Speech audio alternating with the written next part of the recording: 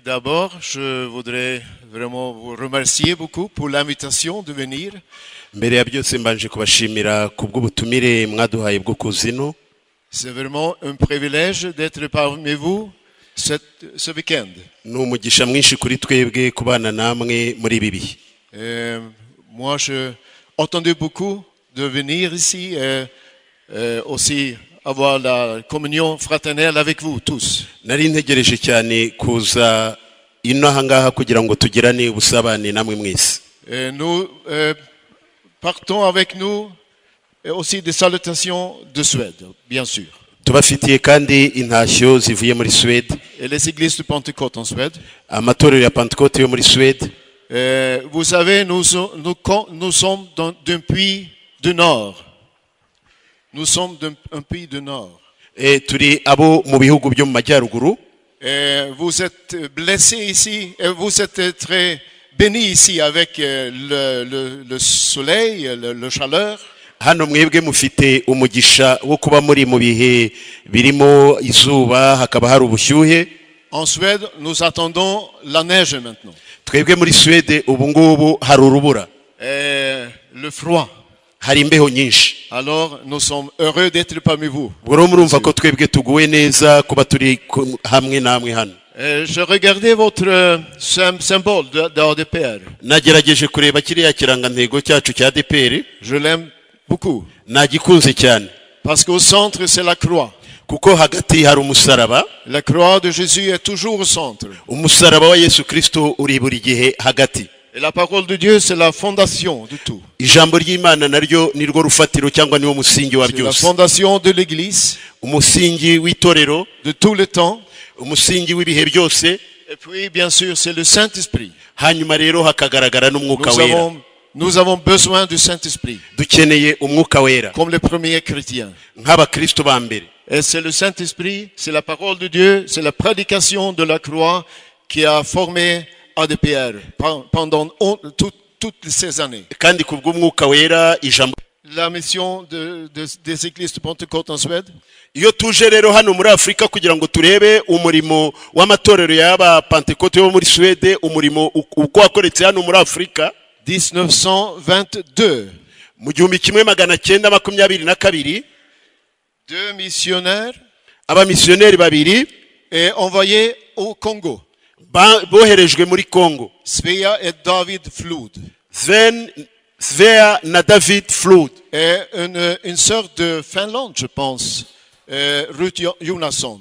N'undi witwa Ruth Jansson. Et un autre couple qui est venu à Uvira au Congo. Hari n'abandi nabo umugabo n'umugore nabo bari baje Uvira muri Congo. Et c'est intéressant de voir que après juste 1 an ou 2 ans.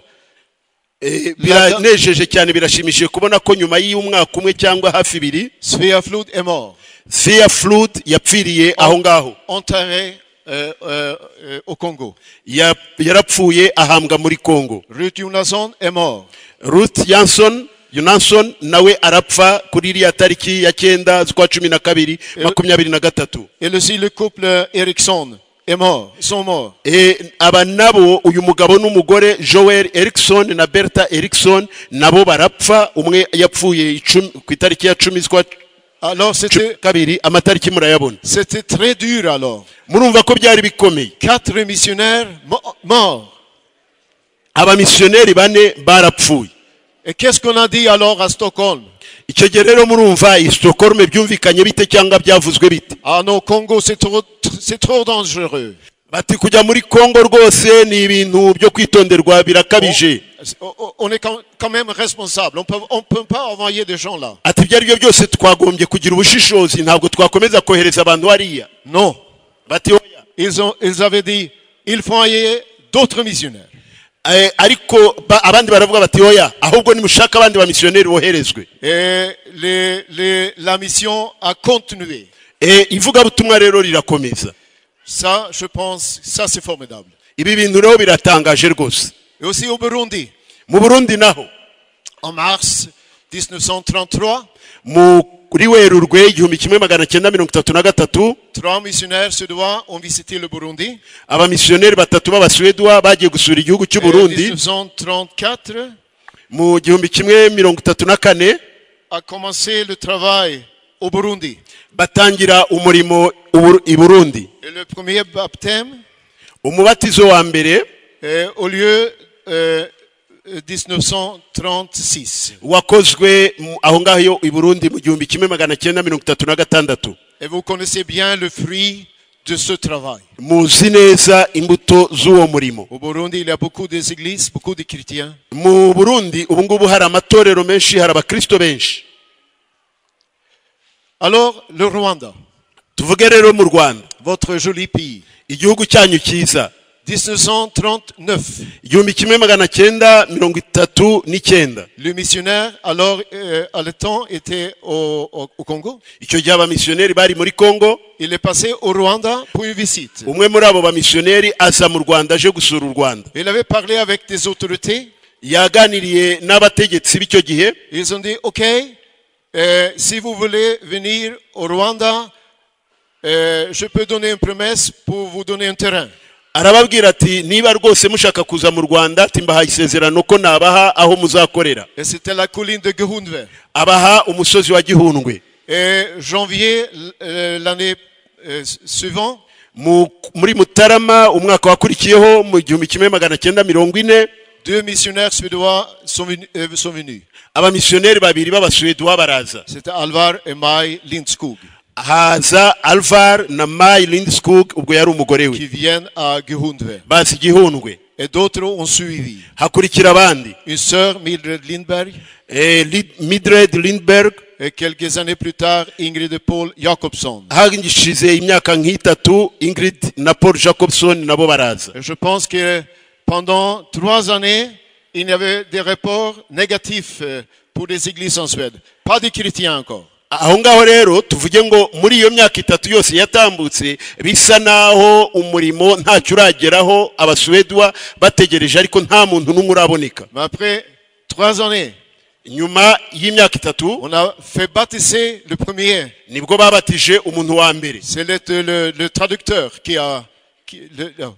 uwari umusemuzi niwe wabatijwe bwa mbere, wabasemuriraga. Et vous connaissez bien votre histoire. ibyo amateka yanyu namwe icyo cyo murakizi. Et alors, depuis, le Rwanda est maintenant un champ de mission et plus tard aussi un champ de moisson. ubwo rero guhera ubwo u Rwanda rwahise ruhinduka igihugu kivugabutumwa ariko n'igihugu kibonekamo umusaruro w'abakristo benshi. Et quand je préparais cette présentation, ubwo nateguraga iki cyigisho j'ai été touché dans mon cœur. byankoze ku mutima cyane. Parce que les églises en Suède ont vraiment fait investir ici. kuko biragaragara yuko amatorero yo muri Swede yashoye cyane imbaraga ahangaha. Et je ne parle pas de l'argent ntabwo nshaka kuvuga amafaranga et des ressources financières. cyangwa se ibindi bintu byose bijyanye n'ubutunzi Je n'ubukungu. parle des missionnaires, des gens qui sont venus ici, ndashaka kuvuga ku bamisiyoneri, ku bantu baje hano mu ivugabutumwa, qui a donné leur engagement, les prières, la prédication, bagiye bitanga bagasenga bakavuga ubutumwa, qui a fait vraiment une œuvre missionnaire. bakoze rwose umurimo w'ivugabutumwa. Et je vais vous montrer les noms. ndashaka kubereka amazina C'est y'abamwe. plus que 100 missionnaires. abamisiyoneri barenga 100, 100 hommes et femmes qui sont venus abagabo n'abagore barenga 100 baje couvrir votre prix kugira ngo bakwiragire mu gihugu cyanyu avec le message de la Bible. bazanye ubutumwa bwa Bibiliya. Ils ont établi les églises avec vous. bagiye bashinga bafatanije namwe amatorero. Ils ont fait des œuvres sociaux, bien sûr. birumvikana ko hariho n'ibindi bikorwa by'iterambere. Et je pense que vous allez voir des noms. ndatekereza ko muza kubona hari amazina. Quelques-uns parmi vous connaissez les noms. kandi bamwe muri mwebwe bari abantu ari amazina murayazi. Et plus tard, il y a d'autres noms qui sont venus. nyuma yaho muraza kubona andi mazina y'abari abantu. Plusieurs parmi eux, ils sont maintenant au Seigneur. benshi muri bariya ubu ngubu baratashye bararuhutse. Et ils ont prié pour le Rwanda. kandi basengeye u Rwanda. Ils ont envoyé des rapports en Suède disant il faut prier pour le pays. bahoraga bohereza amaraporo muri Suède bavuga bati nimusengere iki gihugu. Il y a un grand moisson. Ati hari umusaruro munini cyane. Dieu fait de grandes choses. Ati Imana iri gukora ibikomeye. Et plus tard, Nyuma voyez les noms ici. murabona urundi rutonde rw'andi mazina. Je veux vous remercier, montrer aussi le nom de Steve Beck, Ndashaka no kwerekana ririya zina rya Steve Beck ici présent. uri hano Et aussi Ingmar. na Ingmar Ingmar Andersson. Ingmar Anderson nawe uri hano. S'il vous plaît. Twabasaba bagahaguruka. Merci beaucoup pour vos prières. Mwarakoze cyane kubw'amasengesho yanyu.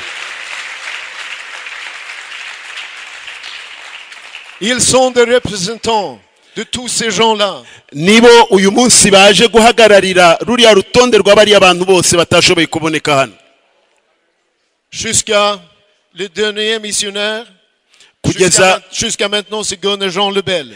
Twavuga ngo umumissionnaire wa nyuma nuriya Gon Jean Lebel. Ils sont partis l'année passée. Bagiye umwaka ushize. Mais vous connaissez les noms là. Muzi ari amazina. Pour moi, c'est vraiment touchant de voir ces noms. Kuri jye rwose binkora ku mutima kubona ari amazina. Et savoir quel effort ils ont fait. No kubona imbaraga bakoresheje. Quel amour pour votre pays. Kandi bakaba baragaragaje urukundo ku gihugu cyanyu. Que de prières. Ndetse n'amasengesho. Que de jeûnes. Bakira abasore. Que des efforts. Ndetse n'imbaraga bakoresheje. Des souffrances. Bahuye n'imibabaro. Mais aussi de victoires. Ariko nanone bagiye babona kunesha. Nous remercions le Seigneur. Turashimira Imana cyane. Que des ouvriers fidèles. Kuko babaye abakozi b'abanyamurava. Je veux vous donner un exemple aussi d'une église locale. Ngiye kubaha nanone urugero rw'itorero ryo mu karere. L'église locale d'Eskilstuna. Itorero rya Eskilstuna. Pour voir comment une église en Suède a fait des travaux missionnaires. Kugira ngo mbereke uburyo itorero ryo muri Suède ryagiye rikora umurimo w'ivugabutumwa. Notre église a établi 1927. Itorero ryacu ryari ryatangiye muri 27. 34 personnes qui ont formé l'église. Ni abantu 34 nibo batangiranye n'iryo torero. Et 6 ans après l'église a été formée, on a pris la décision donner un soutien une missionnaire en Chine. Hashize imyaka 6 gusa itorero rivutse bahise bafata icyemezo cyo guhita bohereza umumissionnaire mu Bushinwa. Voyez, l'église n'était pas forte. Murumva ko inyuma y'imyaka 6 itorero ryari ritarakomera. L'église n'était pas nombreuse. Itorero ryari ritaraguka ngo rigira abantu benshi. On a bien compris. Ariko bahita Ce bumva que Jésus a dit. icyo Yesu yavuze. Il faut aller partout. Ati mugomba kujya hose. Et à l'époque alors, on a donné 300 couronnes suédois. Icyo gihe batanze amakurone y'amaswedwa n'amafaranga yabo bakoresha 300. Aujourd'hui, c'est pas beaucoup. Uyu munsi wakumva ko ari amafaranga atari À menshi. l'époque, c'était beaucoup. Ariko muri icyo gihe yari menshi. C'était pour la Chine. Bayohereza mu Bushinwa. On a prié pour la Chine. Basengera Ubushinwa. Et on a aussi envoyé d'autres pour la Chine. Baza no kohereza abandi muri Chine.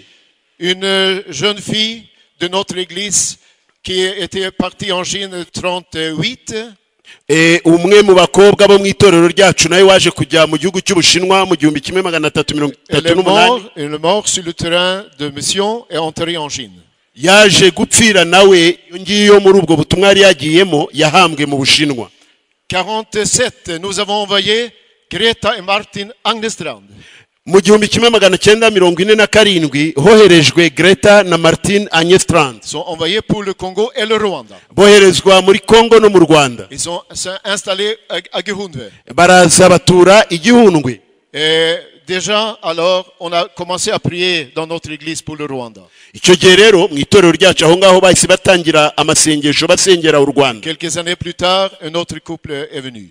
Mu hatambutse imyaka mike haza kuza undi mugabo n'umugore we. Jenno Gunnar Henriksson. Gunnar Naendra ya. Jenno Gunnar Henriksson, ja. 1970. Mu 1970 Le pasteur Allan Eslund est venu.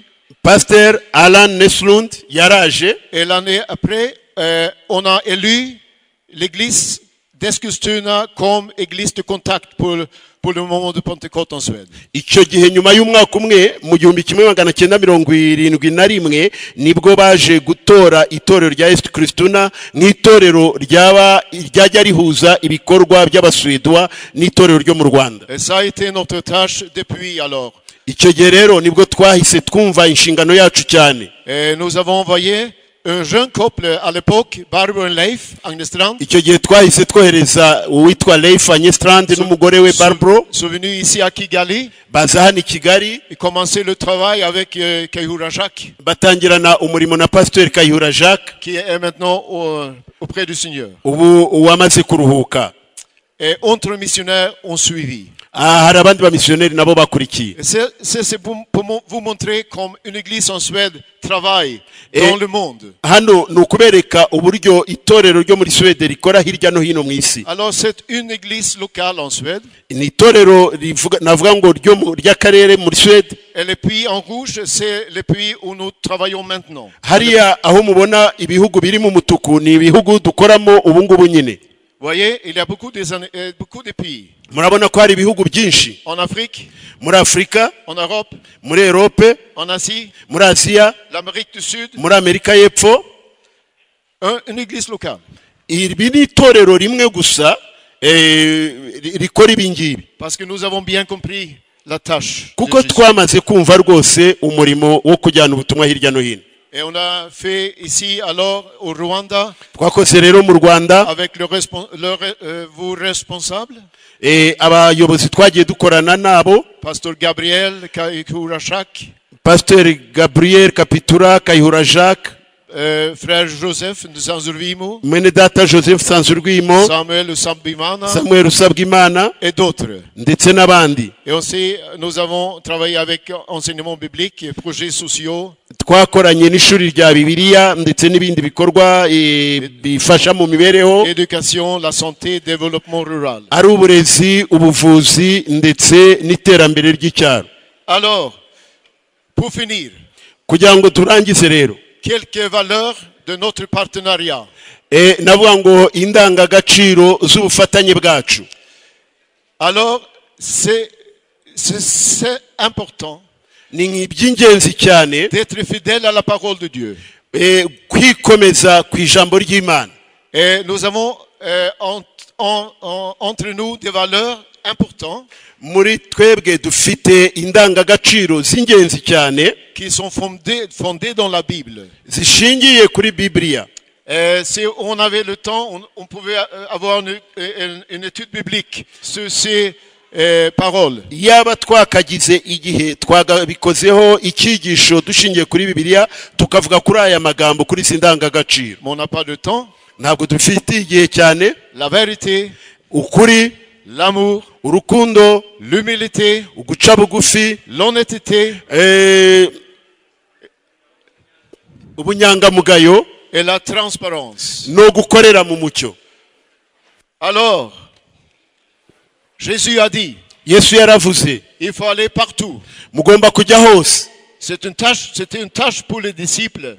Iwo n'inshingano abigishwa bahawe. Et c'est une tâche pour toutes les églises. Ni inshingano y'amatorero yose. Les églises dans différents pays que nous sont représentés ici. Ni inshingano zihabwa amatorero yose nk'ari hano yose ahagarariwe hano. Que Dieu nous aide. Imana idufashe de accomplir kugira ngo dushobore kuzuza iyo nshingano. Ce que Jésus a dit. Izo Yesu yadusigiye. Et aller partout. Ngo mugende hose. Il y a encore des parties du monde qui ont besoin de l'évangile. Haracyari ibindi bice byinshi byo kwisi bigikeneye ubutumwa. Il y a encore des gens qui n'ont jamais entendu de Jésus. Haracyariho abantu batari bigera bumva ubutumwa bwiza bwa Yesu cyangwa babwirwa Yesu. Alors il nous faut quand même continuer. Ni ngombwa rero ko tugomba gukomeza ensemble. Kandi tugakomeza turi hamwe. Merci beaucoup. Que Dieu nous bénisse. Murakoze cyane. Imana iduhe umugisha.